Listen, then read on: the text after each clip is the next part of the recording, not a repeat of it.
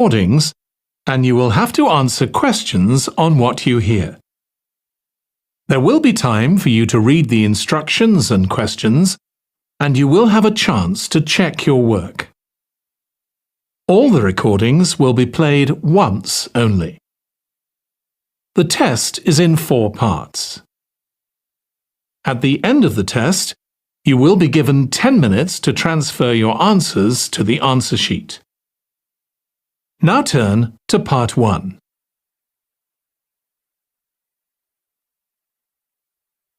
Part 1.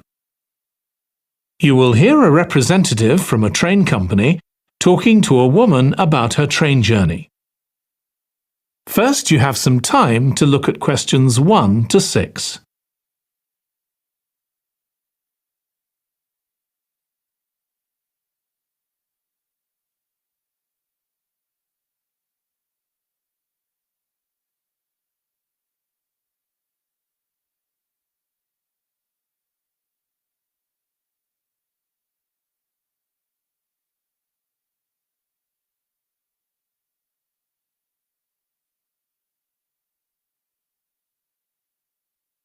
Now listen carefully and answer questions 1 to 6. Hello, do you mind if I ask you some questions about your journey today? We're doing a customer satisfaction survey. Yes, OK. I've got about 10 minutes before my train home leaves. I'm on a day trip. Great, thank you. So, first of all, could you tell me your name? It's Sophie Bird. Thank you.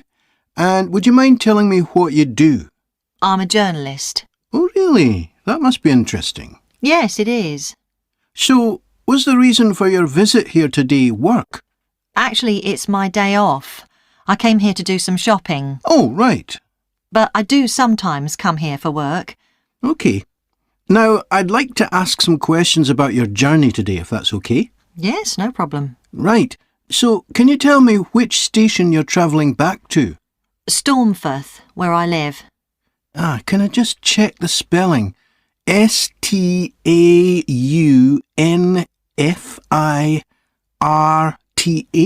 That's right. And you travelled from there this morning? Yes. OK, good. Next, can I ask what kind of ticket you bought? I assume it wasn't a season ticket as you don't travel every day. That's right. No, I just got a normal return ticket. I don't have a rail card, so I didn't get any discount.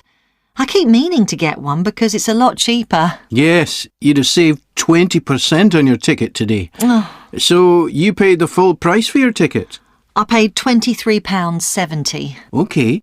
Do you think that's good value for money? Not really. I think it's too much for a journey that only takes 45 minutes. Yes, that's one of the main complaints we get. So you didn't buy your ticket in advance? No. I know it's cheaper if you buy a week in advance, but I didn't know I was coming then. I know. You can't always plan ahead. So, did you buy it this morning? No, it was yesterday. Right. And do you usually buy your tickets at the station?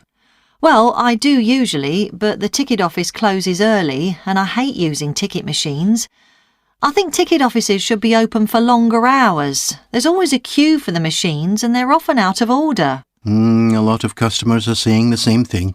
So, to answer your question, I got an e-ticket online. Before you hear the rest of the conversation, you have some time to look at questions 7 to 10.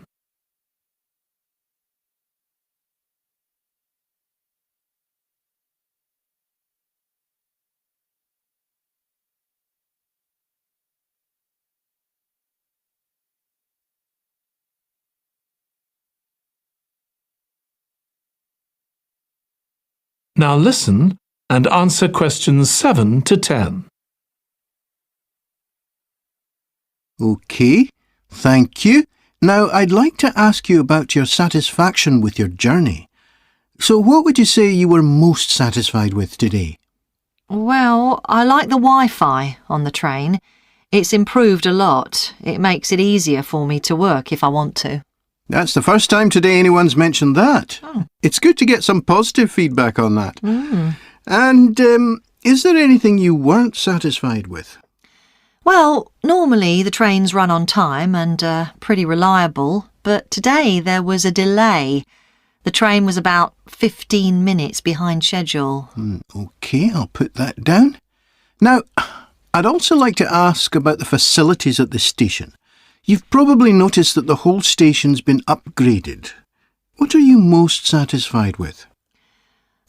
I think the best thing is that they've improved the amount of information about train times, etc. that's given to passengers. It's much clearer. Before, there was only one board and I couldn't always see it properly, which was frustrating. That's good. And is there anything you're not satisfied with? Let's see. I think things have generally improved a lot. The trains are much more modern and I like the new cafe. But one thing is that there aren't enough places to sit down, especially on the platforms. OK, so I'll put seating down, shall I, as the thing you're least satisfied with? Yes, OK. Can I ask your opinion about some of the other facilities? We'd like feedback on whether people are satisfied, dissatisfied, or neither satisfied nor dissatisfied. OK. What about the parking at the station? Well, to be honest, I don't really have an opinion, as I never use it. So neither satisfied nor dissatisfied for that, then? Yes, I suppose so. OK, and what about the... That is the end of part 1. You now have 1 minute to check your answers to part 1.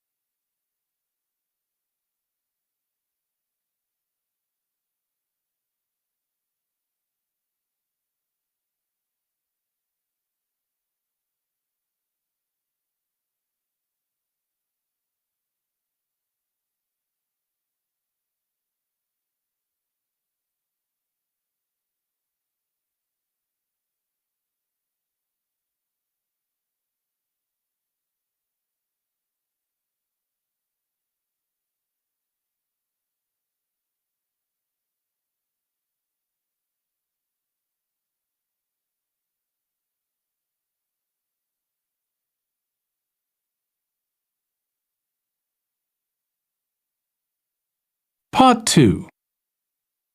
You will hear the chair of a committee on park facilities addressing her local town council about changes that have been made to the park.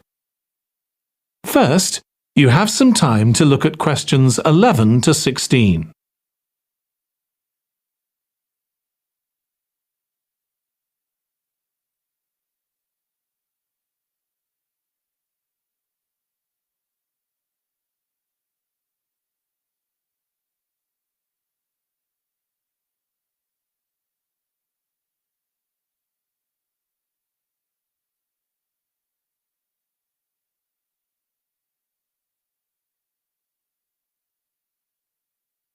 Now listen carefully and answer questions 11 to 16. As chair of the Town Council Subcommittee on Park Facilities, I'd like to bring you up to date on some of the changes that have been made recently to the Croft Valley Park. So if you could just take a look at the map I handed out, let's begin with a general overview. So, the basic arrangement of the park hasn't changed. It still has 2 gates, north and south, and a lake in the middle. The cafe continues to serve an assortment of drinks and snacks, and is still in the same place, looking out over the lake and next to the old museum. We're hoping to change the location of the toilets and bring them nearer to the centre of the park, as they're a bit out of the way at present, near the adventure playground, in the corner of your map. The formal gardens have been replanted and should be at their best in a month or 2. They used to be behind the old museum, but we've now used the space near the south gate, between the park boundary and the path that goes past the lake towards the old museum. We have a new outdoor gym for adults and children, which is already proving very popular. It's by the glass houses, just to the right of the path from the south gate. You have to look for it as it's a bit hidden in the trees. One very successful introduction has been our skateboard ramp. It's in constant use during the evenings and holidays.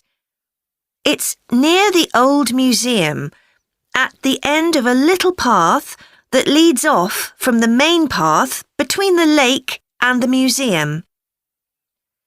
We've also introduced a new area for wildflowers to attract bees and butterflies. It's on a bend in the path that goes round the east side of the lake, just south of the adventure playground. Before you hear the rest of the presentation, you have some time to look at questions 17 to 20.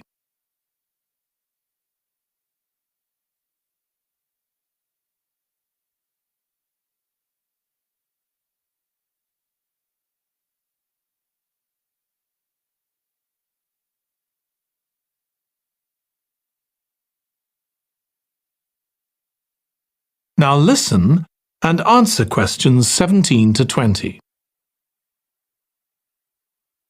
Now, let me tell you a bit more about some of the changes to Croft Valley Park.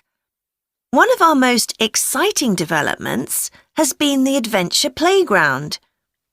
We were aware that we had nowhere for children to let off steam and decided to use our available funds to set up a completely new facility in a large space to the north of the park. It's open year-round, though it closes early in the winter months, and entrance is completely free. Children can choose whatever activities they want to do, irrespective of their age. But we do ask adults not to leave them on their own there. There are plenty of seats where parents can relax and keep an eye on their children at the same time. Lastly, the glass houses.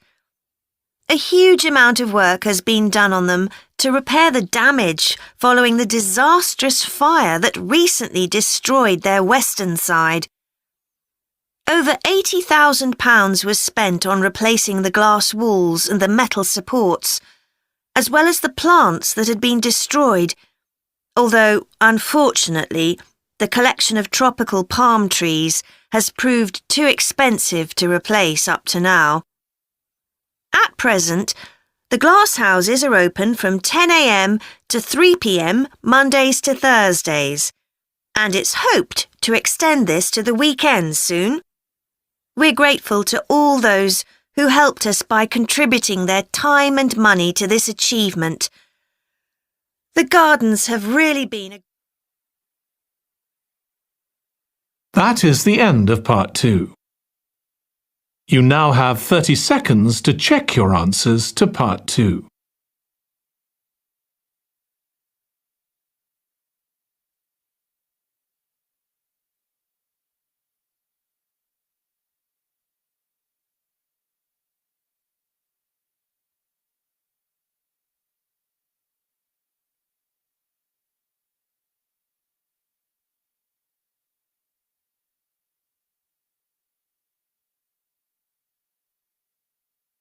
Part 3. You will hear 2 students of social history called Annie and Jack discussing their presentation about refrigeration. First, you have some time to look at questions 21 to 24.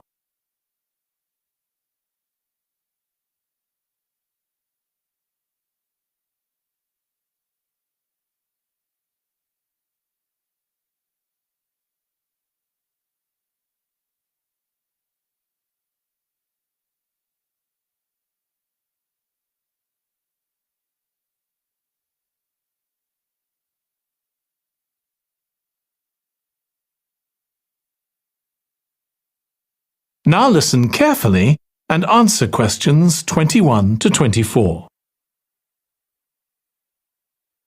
OK, Jack.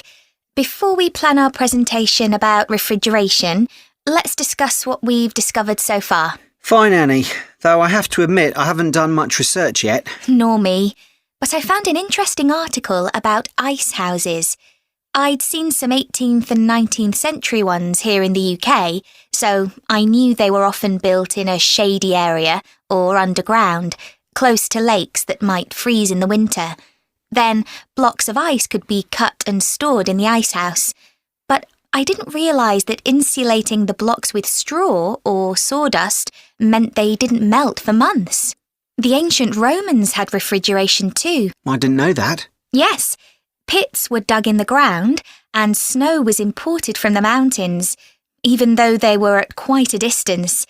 The snow was stored in the pits. Ice formed at the bottom of it. Both the ice and the snow were then sold. The ice cost more than the snow, and my guess is that only the wealthy members of society could afford it. I wouldn't be surprised. I also came across an article about modern domestic fridges. Several different technologies are used, but they were too complex for me to understand. You have to wonder what happens when people get rid of old ones. You mean because the gases in them are harmful for the environment? Exactly. At least there are now plenty of organisations that will recycle most of the components safely. But of course, some people just dump old fridges in the countryside. It's hard to see how they can be stopped, unfortunately. In the UK, we get rid of 3 million a year altogether. That sounds a lot, especially because fridges hardly ever break down. That's right. In this country, we keep domestic fridges for 11 years on average, and a lot lasts for 20 or more. So if you divide the cost by the number of years you can use a fridge, they're not expensive, compared with some household appliances. True. I suppose manufacturers encourage people to spend more by making them different colours and designs. I'm sure when my parents bought their first fridge, they had hardly any choice. Yes, there's been quite a change. Before you hear the rest of the discussion, you have some time to look at questions 25 to 30.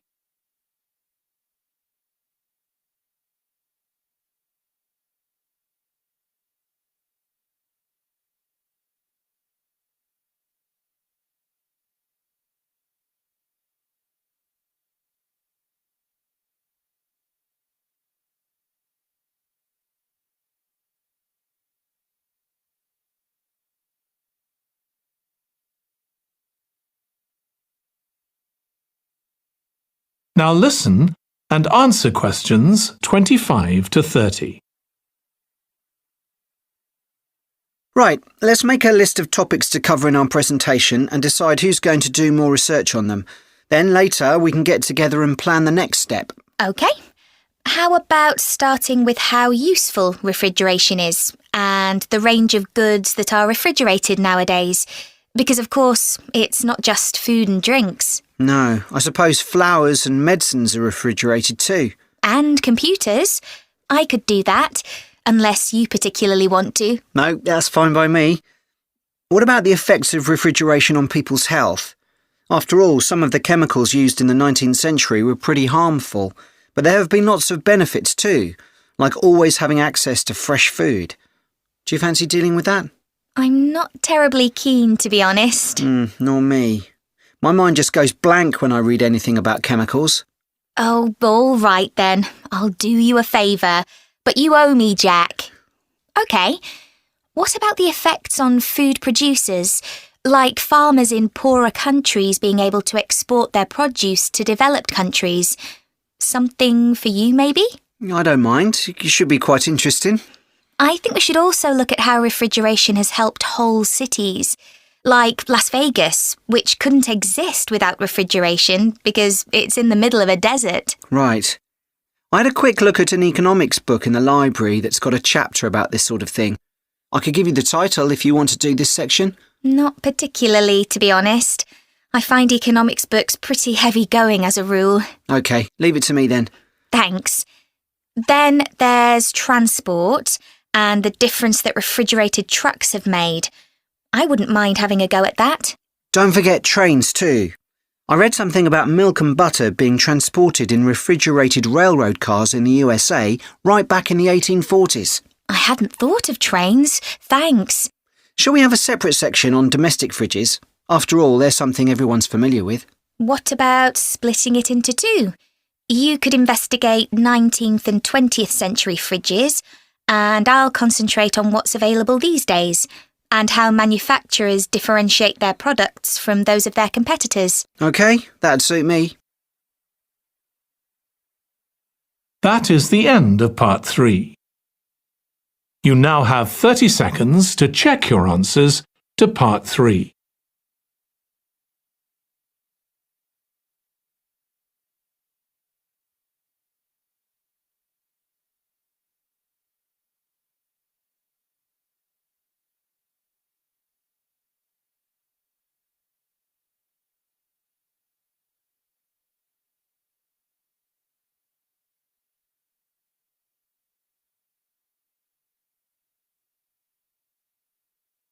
Part 4. You will hear a history student giving part of a presentation about changes in British society in the 19th century. First, you have some time to look at questions 31 to 40.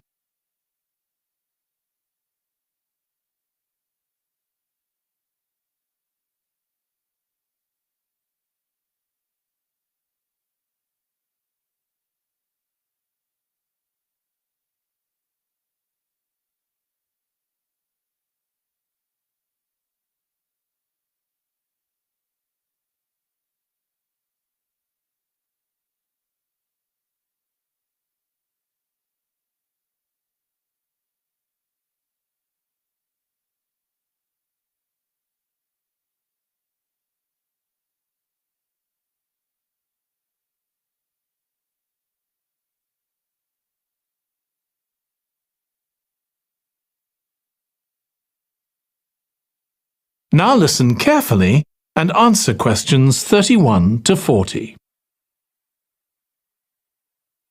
Hi everyone. In this session, I'll be presenting my research about the social history of Britain during the Industrial Revolution. I particularly looked at how ordinary lives were affected by changes that happened at that time. This was a time that saw the beginning of a new phenomenon, consumerism, where buying and selling goods became a major part of ordinary people's lives. In fact, it was in the 19th century that the quantity and quality of people's possessions was used as an indication of the wealth of the country. Before this, the vast majority of people had very few possessions, but all that was changed by the Industrial Revolution.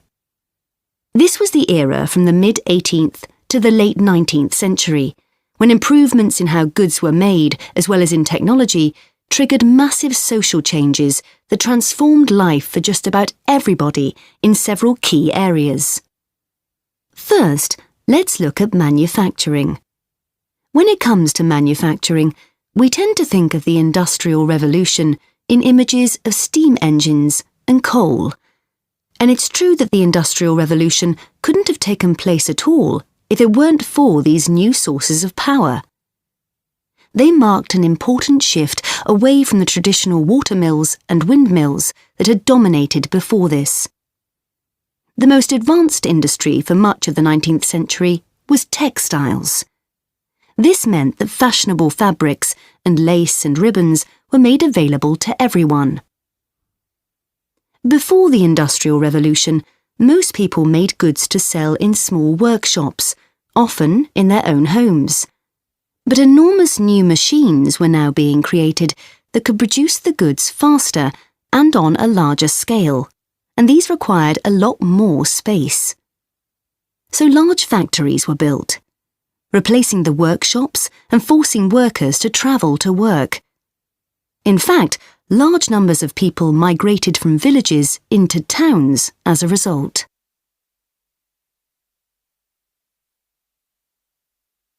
As well as manufacturing, there were new technologies in transport, contributing to the growth of consumerism.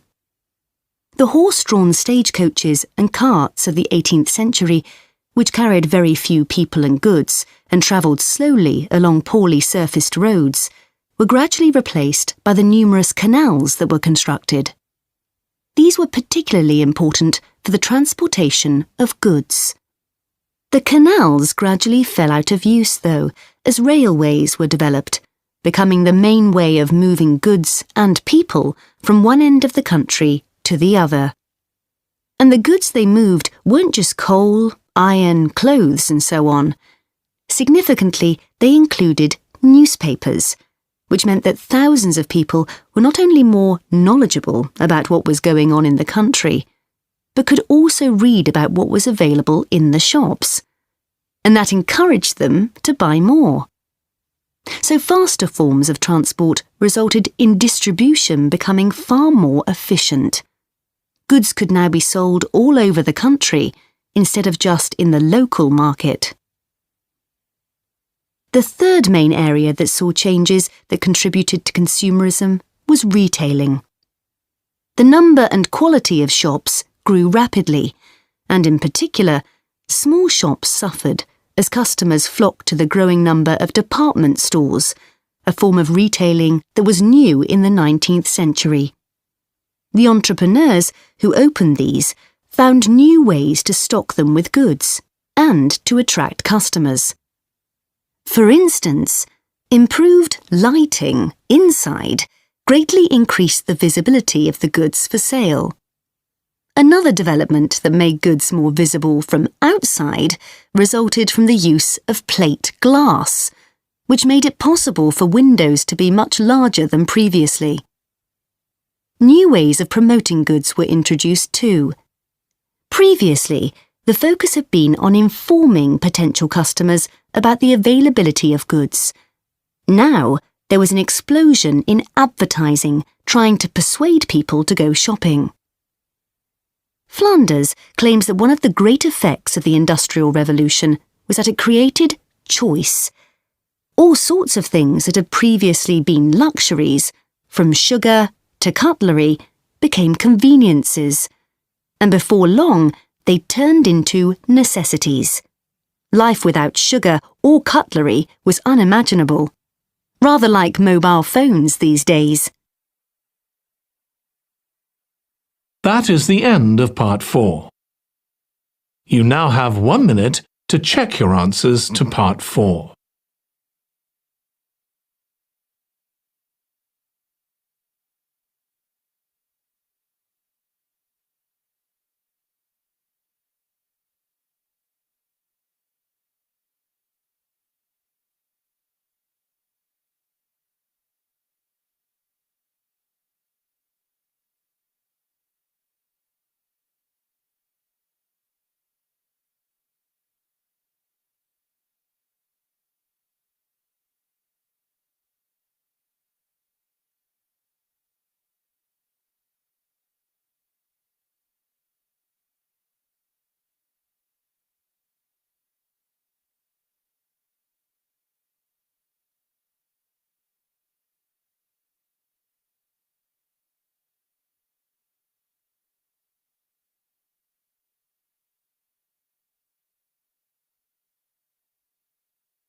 That is the end of the listening test. In the IELTS test, you would now have 10 minutes to transfer your answers to the answer sheet.